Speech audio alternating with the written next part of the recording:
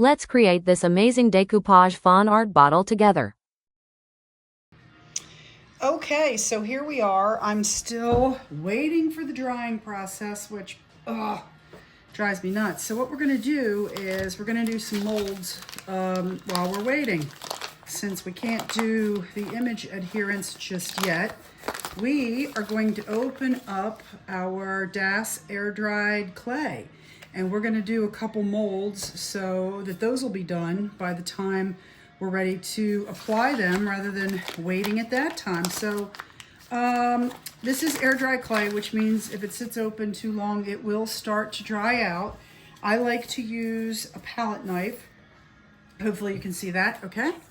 And I'm going to remove a little bit of clay with my palette knife, and like all clays except for epoxy, you should wear gloves when handling. Part of startup, when you first start using it, is you want to mold it in your hands. It loosens it, it warms it up a little bit. Doing that opens up its pliability, its polymers and polymer clay. So this is what you do. You just get it a little bit warmed up, and then you pick your mold. These are silicone molds that I got from Amazon. I can eventually put some links in here. What I typically do, again, I'm always not prepared, which is why you hear me walking away. Hopefully you can still hear me. What I am getting that I didn't have at my table is cornstarch. So what I use this for is to lightly, I'm getting a paintbrush now, to lightly dab my molds for the release process. This works lovely. I don't use anything liquid because I think the liquid options can actually hamper the drying process. I just take the lid and I get a little bit of the powder, cornstarch, and I just tap it into the mold a little bit.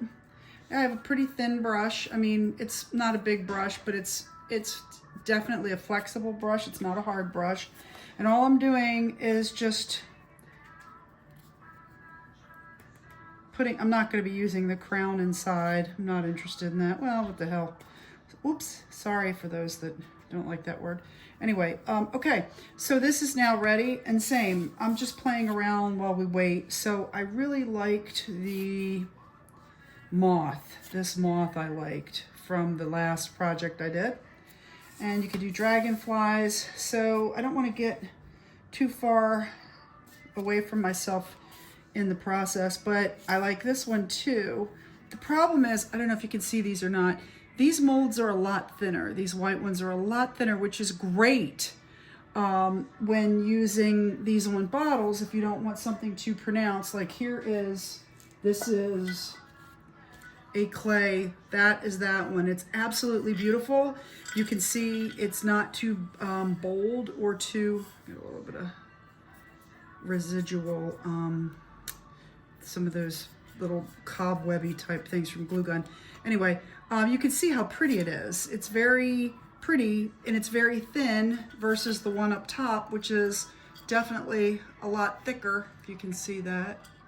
However, there is you could potentially deal with breakage issues or some of these lines being, a little too thin. Anyway, but we're gonna put a little cornstarch in that.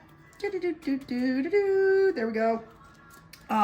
It's just to help it release. It's not a particular science. You don't have to be good with it. I'm just adding it as an enhancement to try to make sure I don't have any issues when I remove the clay. I really haven't had, but if you look in there, that's some pretty detailed, I just don't want the clay to get stuck in those little crevices. So I do this as a precautionary measure. You do you, whatever works best for you. In the disclaimer of my work, I'm not saying my way is the only way or my way is even the right way. This is the way I do it. So if you have a different way that you do things and that works for you, please go ahead, do it your way. Just trying to help those folks that need new ways or ideas or want to know how I do what I do. So again, it's not a good practice to leave your clay sitting out. It does tend to dry out. The other thing is I've just handled cornstarch, and as thin as that layer might have been, now when I touch my clay, because it's sort of on my fingers, now my clay lost the moisture. So if you want your clay to remain moist, I don't know if you can see me, I don't know if I'm on screen or not. I just dab my fingers just slightly into my water that I'm working with, and just then now my hands are wet, and it puts that tackiness back into the clay, just to make it feel like it did when I took it out of the bag. If you let it sit a little bit, you can do that, because the cornstarch just made it feel weird. So how you put clay in, the best way to put clay in my opinion, you can roll it out and do like a line, but you don't want to just put a big blob, okay? You want to take little pieces of your clay and put it in the spots, because it's just easier to take it away. You're going to put it in and then you're going to take it away, right? Because any excess that you don't need. So I'm just pushing in, filling areas with clay that I'm going to fill in, right? Here we go.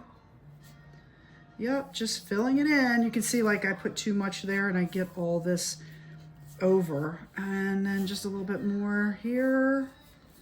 Maybe a little bit more here. A little bit more here. I'm just trying to make it about the same around the edges before I push it in. And around here.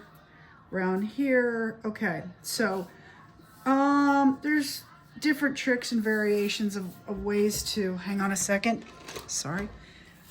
I use an acrylic roller just to make sure I'm getting the clay in the crevices. And basically, this is what I'm doing. I'm kind of mashing it in there, which is another reason why using the cornstarch helps a little bit, so that it doesn't stick to the stuff. But anyway, I'll pull it back a little bit. I'm trying to find my edge. It's basically what I'm doing. See my edges there? Looking for my edge, looking for my edge. Oops, okay. So again, and I can put cornstarch on this if I want. I'm just trying to make sure I'm getting it in all the cracks and crevices. Once I do this, now I assume that I did that well.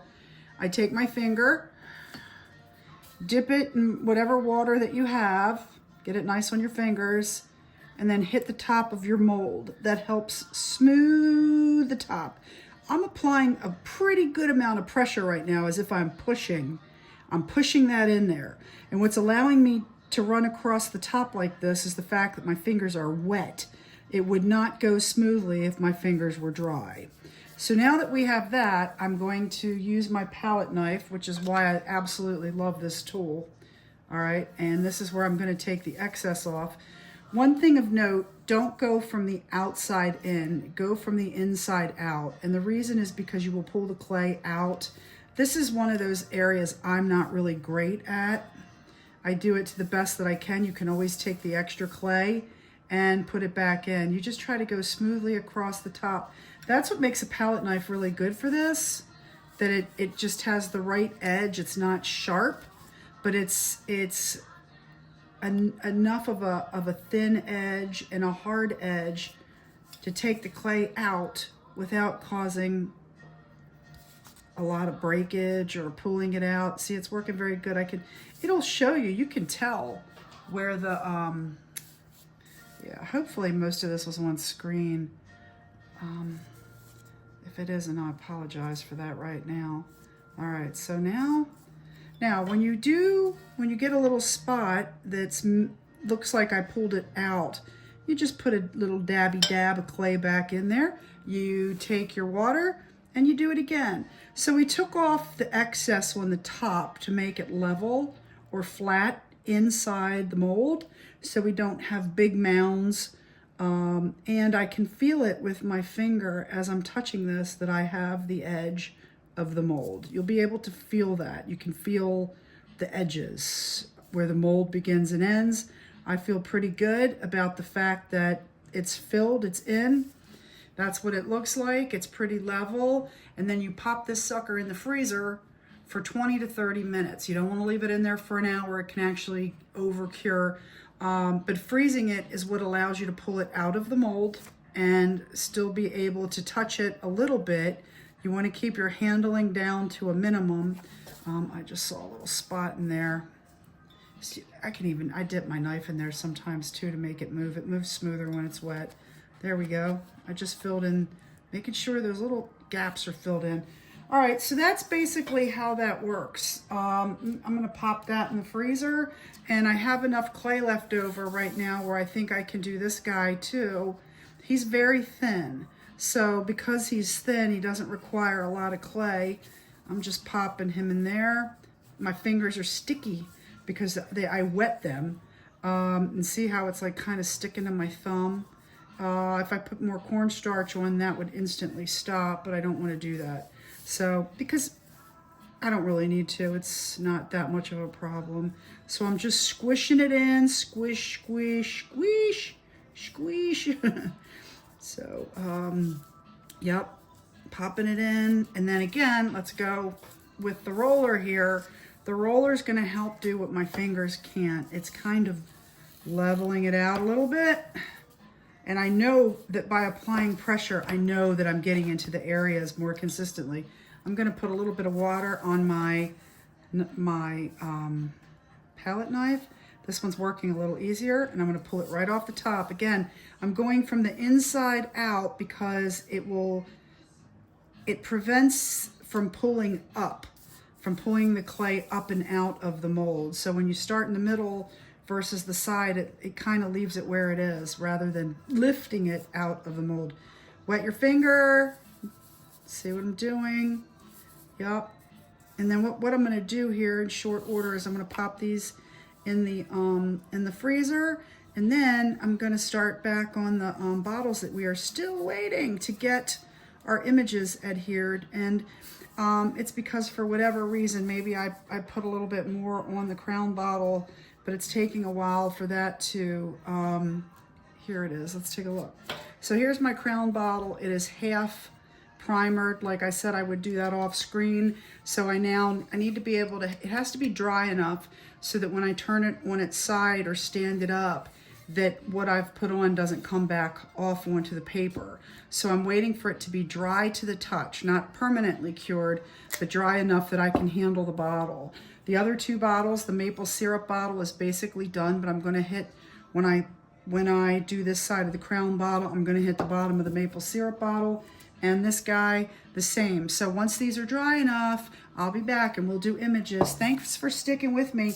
These are going in the freezer, and I'm gonna trim the top of this, and when we come back a little bit later, I'll pull them out and show you how that works. Thanks, have a great day, bye.